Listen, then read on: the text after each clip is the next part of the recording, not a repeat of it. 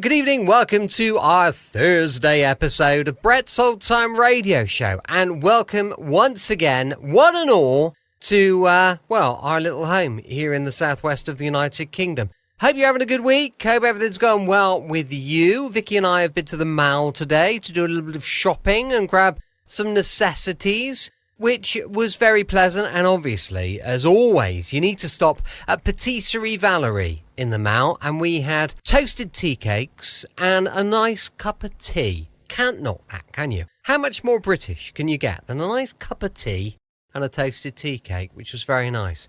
I'm Brett, I'm your host for our Nighttime Podcast. Welcome to another episode. I've got Facebook, Instagram, YouTube and TikTok. They're all called Brett's Old Time Radio Show. Give us a follow, we'd really appreciate that. This is important. We've got our books for sale on Amazon.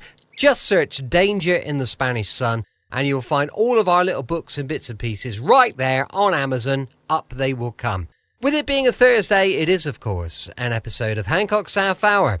This one is episode 12 of Series 1. It's called The Monte Carlo Rally.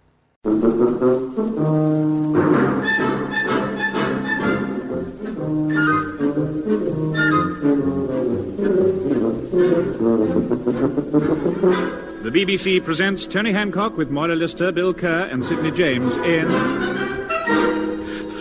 Hancock's Half Hour.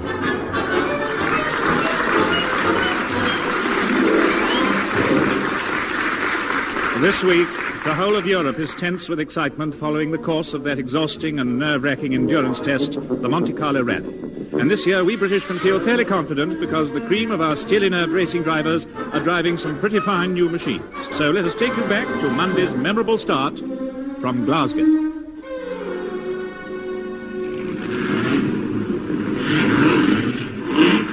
Well, good afternoon, everybody. This is Brown Johnston reporting from Glasgow. Starting point for British competitors in this year's edition of the most gruelling test for man and machine in the motoring calendar, the famous Monte Carlo Rally. It really is a wonderful sight. Almost every car manufacturer in Britain has entered his latest model, driven by some of the finest drivers in the world. Over there I can see Ken Walton in his Daimler, yes, and there's Raymond Baxter in his hotted-up Ford Zephyr, and Reg Parnell driving one of the Aston Martin DB2s, all tensed up waiting for the signal to start. Now, wait a second. Apparently there's one competitor still to arrive. It's number 101, Britain's top racing driver, Captain Anthony Wheels Hancock. He was, of course, the sensational winner of last year's Grand Prix de Grimsby for foot-operated soapbox. Well, Captain Hancock, in his privately entered Sid James special, was last seen a few miles south of Glasgow, so we should see him coming tearing up the starting line any minute now.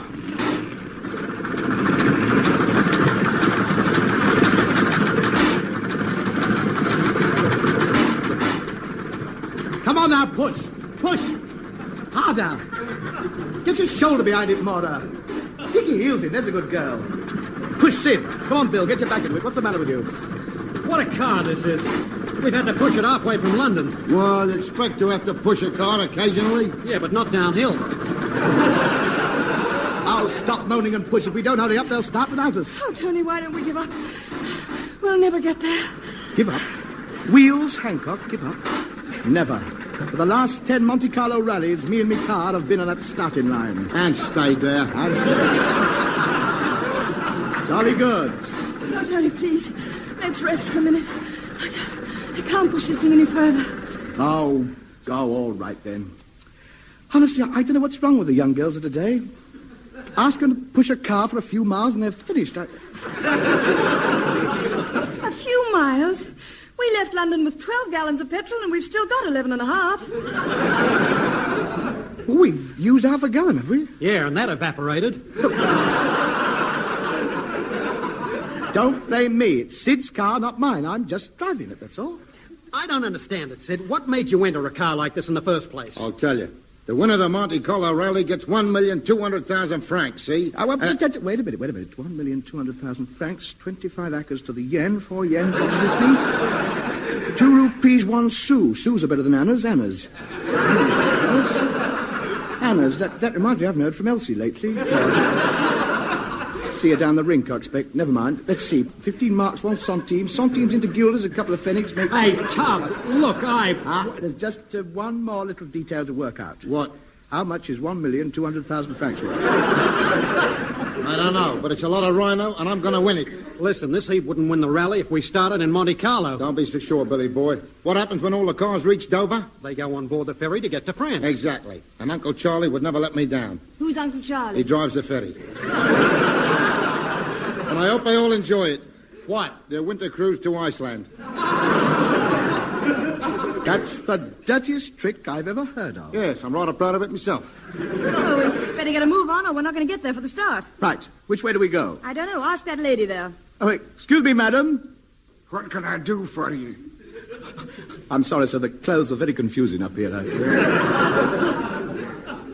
Do you know the way to Glasgow? I do. Thanks very much. Good day. Now come back. Yes, jolly good. Thank you. Very helpful. Look, we're English, see? Oh, you poor wee laddie. What a terrible thing to happen to a man. Yes. We're lost, you see. Forsaken is more the word. Look, I want to get to Glasgow. Which is the quickest way? Well, let me see now. Glasgow. I've never been there since I was a wee laddie. I'm afraid I might have forgotten how to get there. I've got a terrible, terrible memory. Aye. I'm always forgetting things. Ooh. Well, think. Yes, I'm trying. No, it's no good. I'll have to remember through. I'll have to have something to jog my memory. Turn right to the crossroads, carry on for half a mile. First left again over the level crossing, and then you... Then you... You're losing it again. It's gone. That's it. Carry on for 2 miles, left at the signpost, past the telephone box, over the railway bridge, and then it... It's going again, isn't it? Yes. First right again. Straight past Angus McPherson's distillery, past Ian McIntosh's distillery, past Duncan McPhee's distillery, past Sandy McTavish's distillery, past Andrew McDuff's distillery, past... Is this the quickest way? No, but it's some of the finest scenery in Scotland. Right, now. Thank you very much. I think we'll be all right now. Hoots. We'll be a while. Goodbye, Lang may your lumreek, or whatever that... I love porridge in the springtime.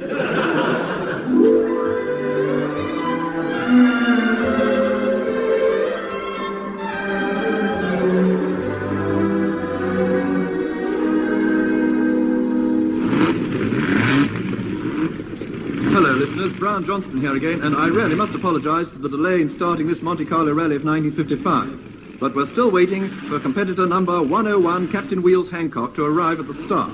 He's 3 hours overdue now. And, oh, wait a minute. I do believe, yes, here he comes at last. I can just see an empty car coming round the corner, closely followed by Hancock and his 3 assistants. Well, he should get underway now as Hancock gets his car into position. Yes, it's there, and he's just going over for a word with the official start. Morning, I'm sorry we're late. Where do you want me to put my car? Yes, well, I'm afraid I must, Miss Mistake. The London to Brighton was run several weeks ago. Oh, highly amusing that was, yes. Listen, this car is entered for the Monte Carlo rally. You've got me entry there. Let me see. What name? Hancock. H-A-N-C-H-O-C-K. The H is optional. Oh, yes, Hancock. Ah, yes, Captain Wheels Hancock. That's me. Born in 1896. That's the date of the car. Sorry, yes, of course. I have the details here. An 1896 modified AJY special. AJY? Assembled from the junkyards. I see. What rating is she? Oh, 6 cylinders, overhead valve engine, twin carburetors, straight through exhaust, special compression air, supercharged with a capacity of 3,000 cubic centimetres, developing 160 brake horsepower. That's a special accessory of our own design, which I must say really gets her going. Oh, what's that? A tow rope. Well, now then, just a few customs formalities. What equipment will you be taking with you? Me co-driver, Mr. Bill Spanners Kerr. A radio, fog lights, spare tyres, and me heater. I don't see any heater. Mora, stand up for the gentleman. And, of course, the owner of the car, Mr. Sporting Sidney James, will also be travelling with us, a most valuable member of me crew. What does he do? He's in charge of the tin tacks and the broken glass. Yeah. Well, here's your timetable. Now, you have to be in Dover by tonight. Do the trolley buses run all the way? Trolley buses? Of course not. Oh. Sid, you can ditch them 2 long poles. We won't be needing them. Well, I think we can get started now. All right, everybody, start your engines. And now, listeners, everything's in readiness for the start. All the cars are revving up, each waiting for his signal to go. Any minute now. Yes, the first one's off. The Monte Carlo rally's underway.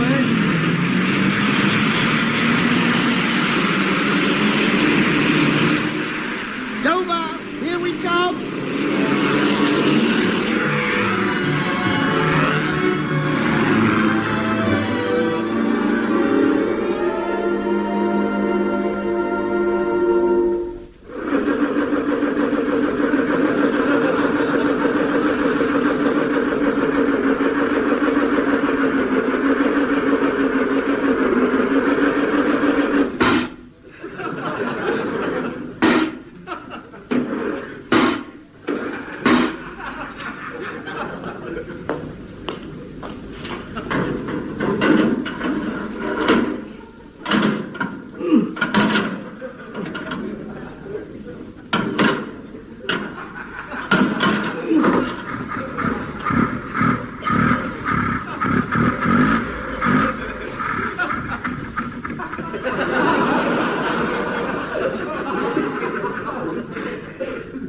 What's the matter, Tony? Won't it start? Won't it start? Won't it start? Of course it won't start, idiot. Women, won't it start? You'll be asking me if I've switched on next? Well, have you? She's right. She's dead right. Mind your own business. I found the trouble. What was it? I hadn't switched on. Oh, come on, let me have a go. That's it. Listen to her purring away there. Well, what are we waiting for? There's something stopping the front wheels from moving forward. Oh, yes, I see what it is. What? They put 2 coats of paint on the starting line. Wait a minute. We're moving. Yes? We're moving. Quick, let the clutch in.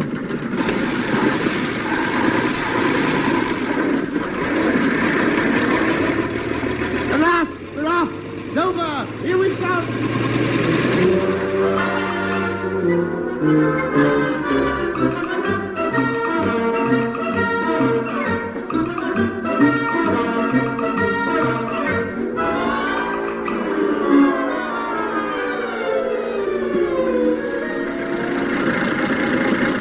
This is better. We're making good time now. 6 hours since the rally started. Getting dark. Where are we? I'm not sure, Bill. Have a look at that sign. Okay, Oh, What does it say? Sucky Hall Street. We'll have to do better than this, Hancock. Don't worry, I'll get this car to Dover tonight if it kills me.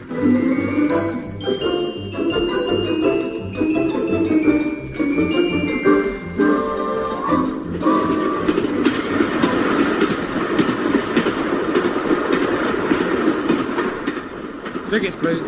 4 singles to Dover, please. You'll find a car in the guard's van.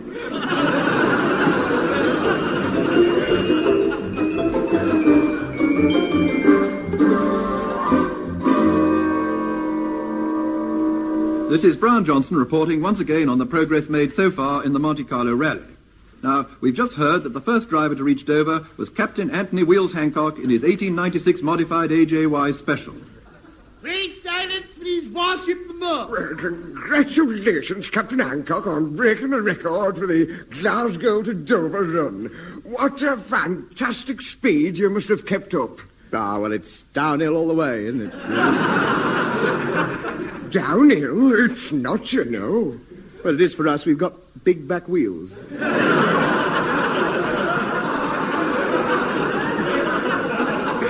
Come on, Tub, we'd better get some sleep. The ferry leaves for Boulogne first thing in the morning.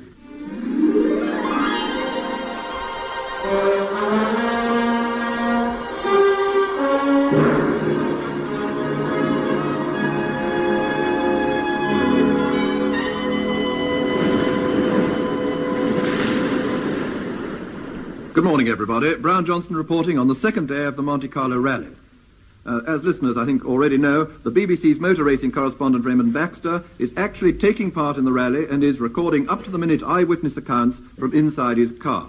And so, for the first of these reports, over to Raymond Baxter. Raymond Baxter reporting from Boulogne, ready to begin stage 2 of the Monte Carlo rally. Now the cars are pouring off the ferry onto French soil. And there goes Captain Hancock's AJY Special, looking somehow different with her twin funnels, her streamlined mainmast, and underslung lighthouse. A really magnificent sight as she slowly drives into the customs shed for examination. Now, Tony, are you sure you can handle the French customs? What? A lad? I'll have you know that je parle français aussi bon que anyone else. Well, you know what the French are, and you know what customs officials are. Moment, vous just pipe down un peu and leave it to the connoisseurs. Ah, bonjour, monsieur le douanier. Bonjour, monsieur. Avez-vous quelque chose à déclarer? Mais non, je suis simplement un chauffeur dans le Monte Carlo. Très bien, monsieur. Mais je dois vous avertir que si vous avez avec vous des narcotiques, des bijoux, du tabac, des animaux, des armes à feu, ou vous comprenez des choses semblables, vous devez les déclarer. Écoutez, je vous ai assuré, et je vous en prie de me croire, c'est la vérité. Je n'ai absolument rien à cacher. What did he say? Never mind about him. What did I say?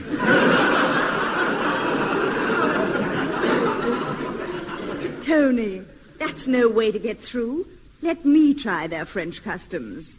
Bonjour, mon capitaine. No, we all know what that means. Oh, quel charme, quelle beauté, quelle élégance, quelle femme. T'as un téléphone? Mais oui, Shepherd's Bush, 7465. Hello, hello. Au revoir, chérie. What did all that mean? Well, roughly translated, it means we go straight through. Come on. Amour, amour, amour. Amour, amour. You're not having any more, mate.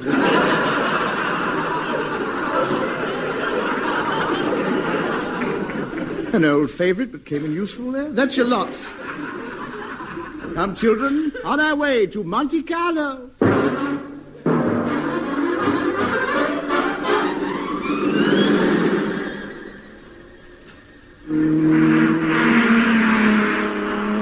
Lille. Liège. Venlo. Amsterdam. The Hague! Brussels. Paris.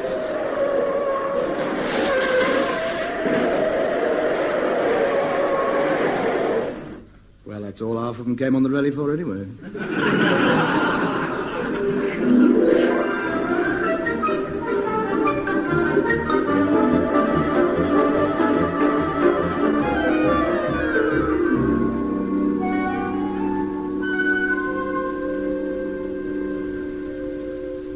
Good evening, listeners. Brown Johnston again, and here is the latest news of the Monte Carlo rally.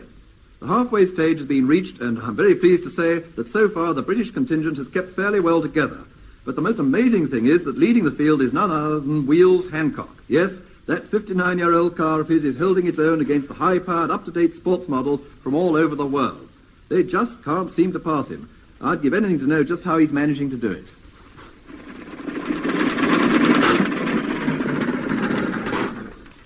All right, Sid, we've crossed the bridge. Right, blow it up.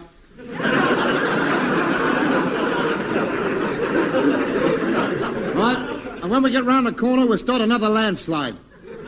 Who's driving that car directly behind us? Let's see, number 24, Armstrong Sidley, driven by Air Vice Marshal Pathfinder Bennett. Right, turn the signpost round. That's one path he won't find.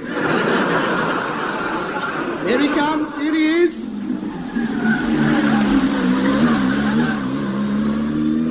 Well, he's going at a fast lick, isn't he? Still, I think he'll like Turkey when he gets there. Hey, fella, something's gone wrong. There's a car behind us. Got past all the traps we laid. He must have taken a shortcut. Who is he, Moira? Just a minute. 76.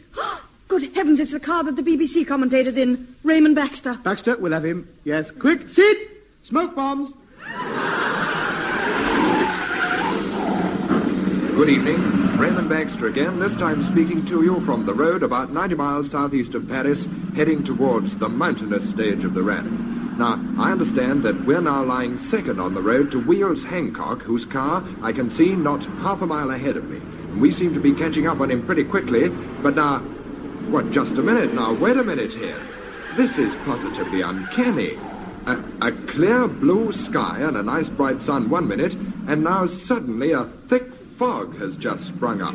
I can't see more than 2 feet in front of the car.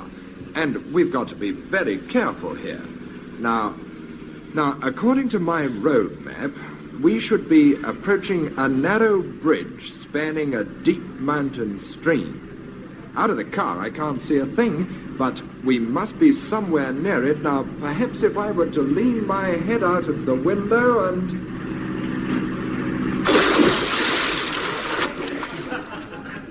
Put the bridge back, Sid.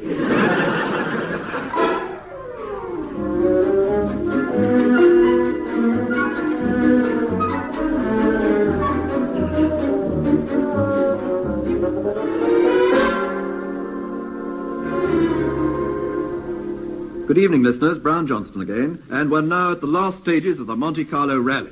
Well, we shan't be able to give you any more eyewitness accounts because, unfortunately, we seem to have lost proper contact with Raymond Baxter. His last recording, picked up by the BBC, didn't give much information. He said simply... Shoot! Thank you, Raymond Baxter. Meanwhile, as the rally nears its completion, we have just been informed by the Air Ministry of a sudden change in weather conditions over the latter stages of the route. There's a fierce blizzard blowing in the Alpes Maritimes, the mountains just north of Monte Carlo, through which the leaders should now be passing.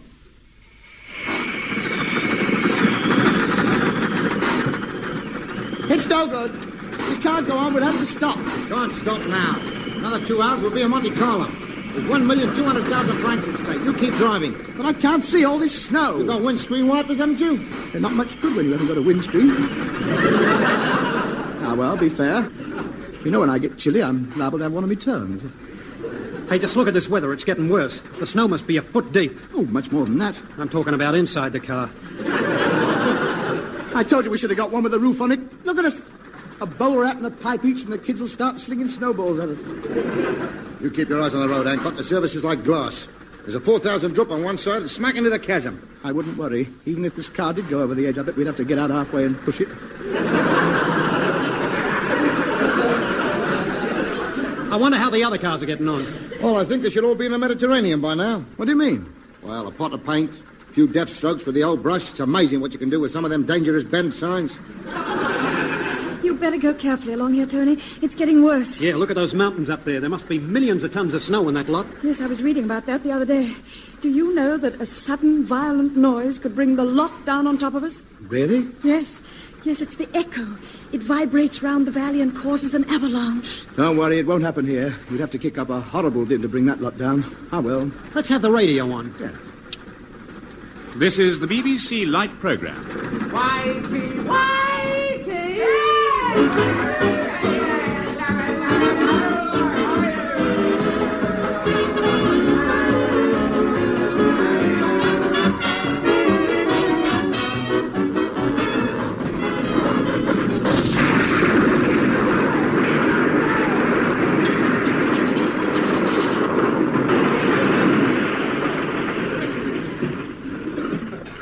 Well, I think it speaks for itself, doesn't it?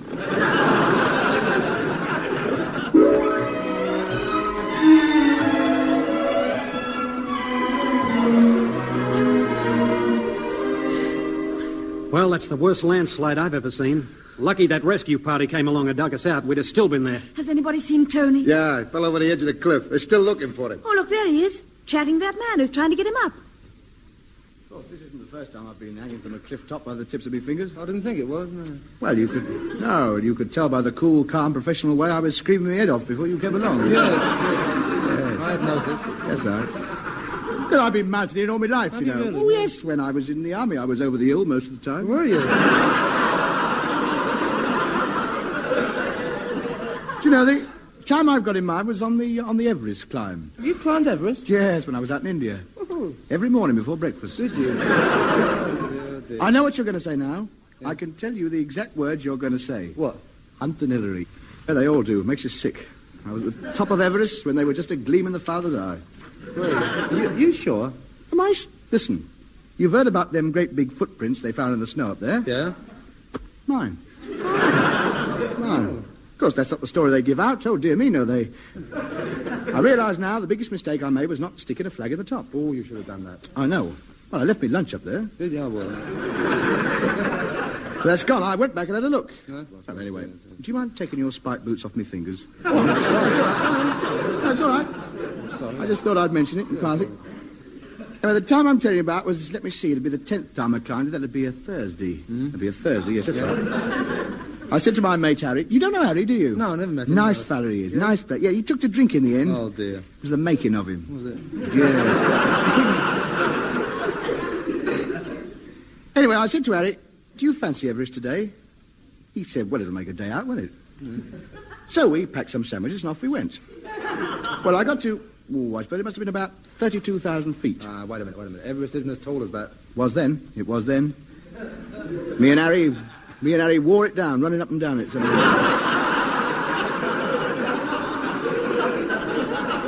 Well, there I was. Yeah? There I was.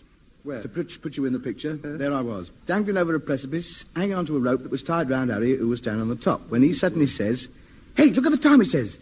It's 7:15. I got to go home. I said, you can't go home and leave me dangling over the edge of this cliff. Come and help me up. Well, I don't know whether it was his conscience, but his whole attitude changed. Did it? He could see he'd been selfish. You know, he blushed with shame. Yeah. I've never seen a man more ashamed of himself. He knelt down on the edge, and he looked down at me and he said, forgive me, old man. I was being selfish. I realised you've got to get down as well as me. Do you know what he did? What? He cut the rope. Hey, Tub, hurry up. They've dug the car out. Let's get a move on. Oh, come in. Cheerio, then. I'll see you next week. Well, I hope so. I look forward to that little chat. Well, so do I. It's been delightful. Thank you. Good. You're the only one who understands me. Well, Yes, goodbye, ta-ra. Come, children, to Monte Carlo and the prize money.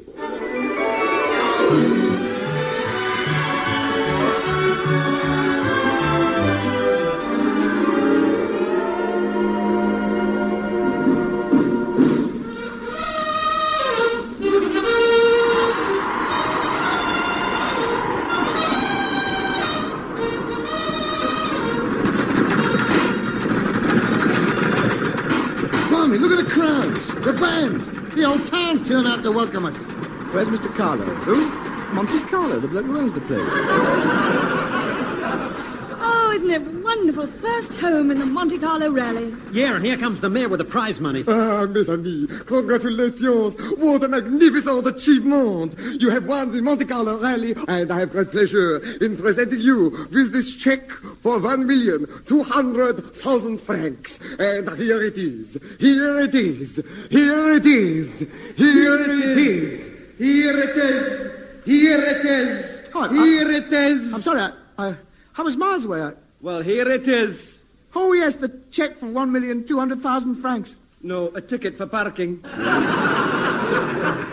You've been stuck here on the starting line for 4 days now. Officer, I can explain. The start has Yes. gone wrong. I'm sorry. It's not my fault. I wouldn't bother you again. Have an Agnes. Have an Agnes with me. Yeah. I mean, it's the pleasure. Well, we know about that. Come on, with your name and address and your Aye. You're coming to address and your...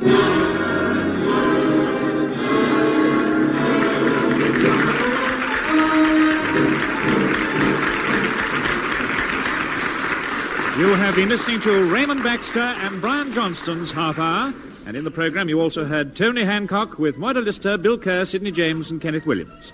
Incidental music was composed by Wally Stott and recorded by the BBC Augmented Review Orchestra, conducted by Hattie Jacques. The script was written by Ray Galton and Alan Simpson, and the programme which was recorded was produced by Dennis Main Wilson. Welcome back. Have you enjoyed our latest adventure with Tony Hancock and all of his chums? Don't forget, we'll be back tomorrow going live at 5 p.m. UK time with Philo Vance. Thank you for listening. I'll be with you 7 days a week, each and every week, and I'll see you tomorrow on Brett's Old Time Radio Show. Love you. Bye.